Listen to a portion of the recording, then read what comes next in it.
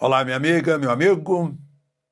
Semana terminando e hora de ler para vocês, com comentários nas entrelinhas, o meu artigo que saiu em 38 jornais no meio da semana.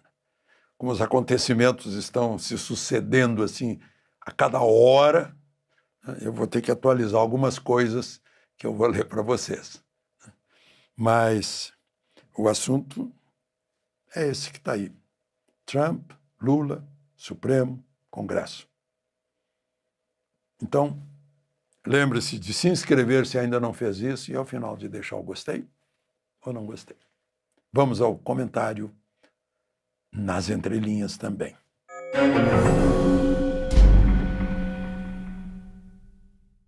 O título é Jabuticaba no Congresso.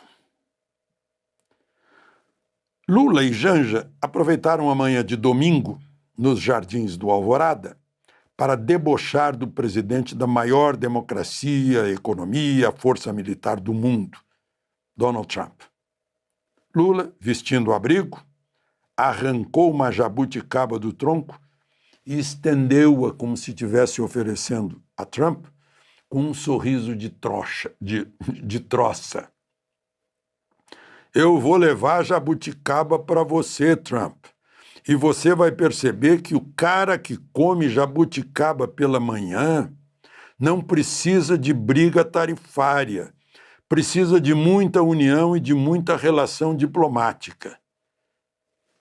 É o que Lula disse.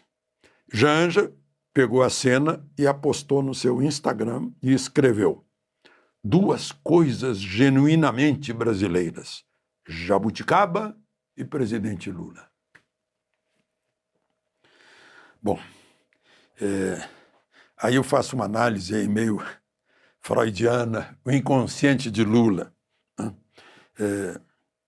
Pode ser que o inconsciente de Lula tenha revelado nessa catarse jabuticabeira que ele próprio não quer briga tarifária.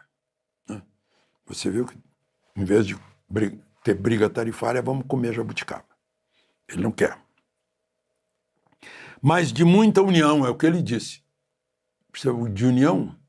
Quem precisa de união? Eu. O meu inconsciente está dizendo que eu estou precisando de união, porque eu estava despencando na opinião pública. Agora deu uma paradinha, subiu 1%.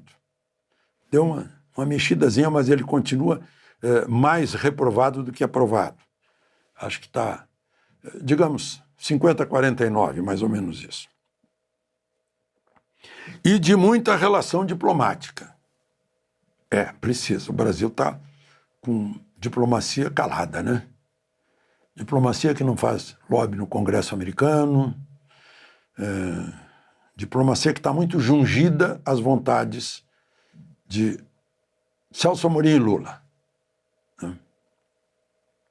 Celso Amorim é o ex, lá atrás. É aquele que, quando era ministro de Relações Exteriores, o homem do chapelão, lá de Honduras, né? Depois de derrubado pelo Supremo e pelo Congresso, se homiziou na Embaixada Brasileira e lá ele despachava. A Embaixada Brasileira virou diretório dele.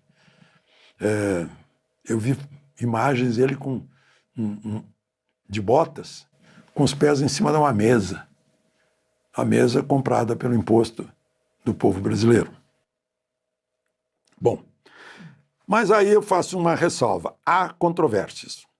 Um bispo católico me disse que Lula poderia estar, na verdade, buscando esse resultado, para ter a mesma desculpa da ditadura cubana para o fracasso econômico, em que, por décadas, alegava a culpa é do bloqueio americano, quando os anticastristas, o povo cubano, poderia demonstrar que a culpa é do fim da ajuda da União Soviética.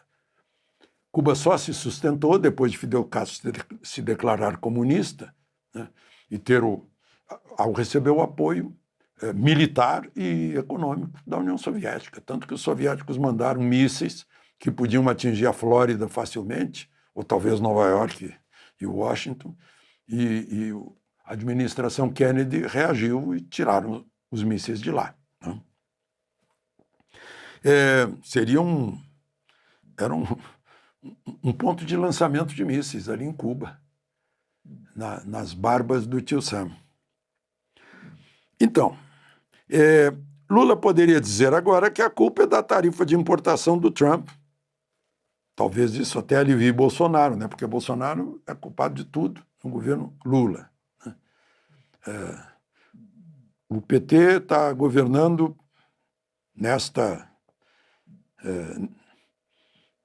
neste milênio, neste século, desde 2004, né?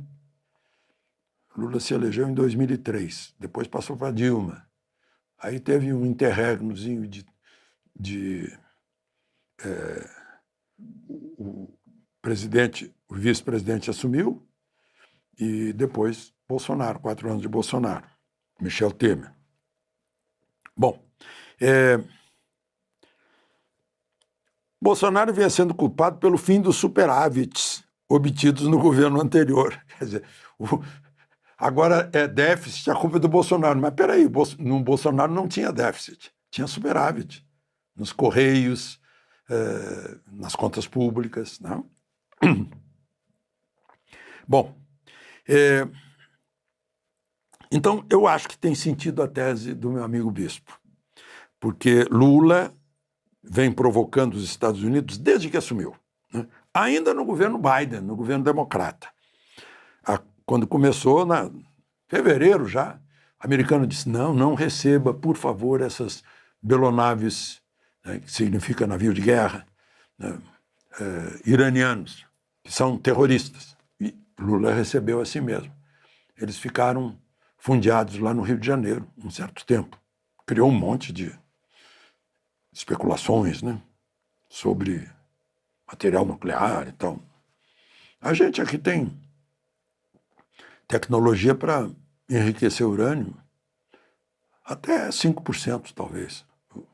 O Irã quer enriquecer até 90%, mas estava chegando a 80%, 60%. Não havia essa intervenção, já imaginou? Regime teocrático com bomba atômica, bomba nuclear, para varrer Israel do mapa. Era esse o objetivo. Bom, quis tirar o dólar do BRICS. Essa é outra história. A Índia não pode nem ouvir falar nisso, está fechando acordo com o Trump. O Putin e o Xi Jinping dizem que nem falaram nisso. Era a ideia do Lula. E desafiou Trump ao dizer que não tem medo de cara feia. Gente, nem o ayatolá, nem o chinês, nem o russo fizeram confrontações assim verbais de pueris com Trump. Não tem medo de cara feia é uma frase que a gente usava no recreio do grupo escolar, né? E essa última foi da Jabuticaba, um recado de presidente a presidente, sem passar pelo Itamaraty, que deve ter tido arrepios quando viu nas redes. Um presidente da República, quando fala com outro presidente da República, isso é através do Ministério de Relações Exteriores do Brasil e, no caso dos Estados Unidos, através do Departamento de Estado. Não é assim, né? Eu vi Bolsonaro conversando no telefone com o presidente da Colômbia, com o ministro de Relações Exteriores ao lado dele, dizendo coisas, tal, ajudando e mostrando os caminhos. É um diplomata que estuda a vida toda, desde o Instituto Rio Branco, para ter os caminhos de conversa em alto nível. Essa conversa da Jabuticaba só passou pela Janja, né? Não deve ser fácil para diplomatas com a história de que aprenderam o pragmatismo responsável, terem agora que manejar uma política externa ideológica e anti-Ocidente, especialmente contra a maior potência do planeta. Pois é, o ministro Barroso, por exemplo, né, tornou público uma carta em que começa se queixando que o Itamaraty é que deveria ter reagido à carta de Trump, ao justificar a manifestação dele como chefe do judiciário. Só depois disso, 3 dias depois, 4 dias depois, é que Alckmin como ministro do Comércio Exterior e o ministro de Relações Exteriores, Mauro Vieira, é que fizeram uma cartinha dizendo que recebem com indignação a carta de Trump. Final, parágrafo final. Lula precisa mesmo de muita união. Sua popularidade cai até nos estados onde o Bolsa Família supera carteiras de trabalho assinadas. Agora, nessa última pesquisa Atlas Intel, deu uma paradinha. É todo mundo falando em Lula, né? Trump o surpreende com tarifa de 50% sobre bens brasileiros exportados aos Estados Unidos, bem no meio de uma campanha que pretendia mostrar que imposto é bom e que se deve aumentar o IOF, que incide sobre quem toma dinheiro emprestado ou tem cartão ou débito no banco. E o ministro Moraes derrubou o decreto legislativo que impedia esse aumento e conservou o decreto do Lula, só tirando um pedacinho lá que estava exagerado. Pois é, um ministro do Supremo que não tem um voto e contraria o Congresso Nacional, a maioria do Congresso Nacional, que tem 81 senadores e 513 deputados, todos com mandato da origem do poder. A propaganda tenta jogar pobres contra ricos. Na verdade, o que Trump impõe a partir de agosto é uma sanção por causa do que chama caça às bruxas no Supremo. E a forma de Lula resolver é começar o dia comendo a jabuticaba da anistia com os seus deputados e senadores no Congresso Nacional. De Brasília, Alexandre Garcia.